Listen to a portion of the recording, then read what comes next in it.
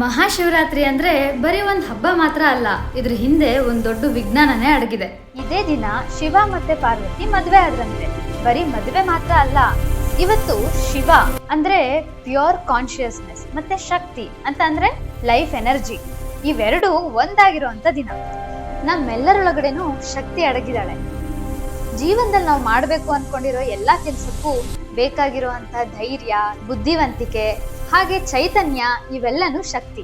ಹಾಗೆ ನಮ್ಮಲ್ಲಿ ಶಿವನೂ ಇದ್ದಾನೆ. ಮೌನವಾಗಿ ಎಲ್ಲಾನು ನೋಡ್ತಾ ಇರುವಂತಹ ಧ್ಯಾನಸ್ಥ ಸ್ಥಿತಿ, ಇದರಲ್ಲಿ ಶಾಂತಿ, ಪ್ರೇಮ ಇವೆಲ್ಲ ಅಡಗಿರುತ್ತೆ. ಇವು ನಮ್ಮ ಮೆದುಳಿನ ಎಡ ಮತ್ತು ಬಲಭಾಗಕ್ಕೆ ಹೋಲಿಕೆ ಆಗ್ತವೆ. ಯಾವಾಗ ಈ ತರ್ಕ ಮತ್ತು ಶಾಂತಿ ಇವೆರಡು ಒಂದಾಗ್ತವೋ ಆಗ ನಾವು ಜೀವನದಲ್ಲಿ ಪ್ರಜ್ಞಾಪೂರ್ವಕವಾಗಿ ನಿರ್ಧಾರ ತಗೊಳ್ಳೋದಕ್ಕಾಗುತ್ತೆ.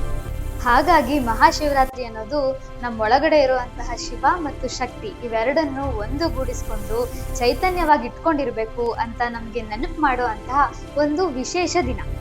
ಹೀಗೆ ಕನ್ನಡದಲ್ಲಿ ಇಂಟ್ರೆಸ್ಟಿಂಗ್ ವಿಷಯಗಳನ್ನ ತಿಳ್ಕೊಳ್ಳೋದಕ್ಕೆ ಈ ಚಾನೆಲ್ ಅನ್ನ ಸಬ್ಸ್ಕ್ರೈಬ್ ಮಾಡಿ. ಈ ವಿಷಯ ನಿಮ್ಗೆ ಇಷ್ಟ ಆಗಿದ್ರೆ ನಿಮ್ಮ ಮನೆಯವ್ರಿಗೆಲ್ಲ ಶೇರ್ ಮಾಡಿ. ನಮಸ್ಕಾರ.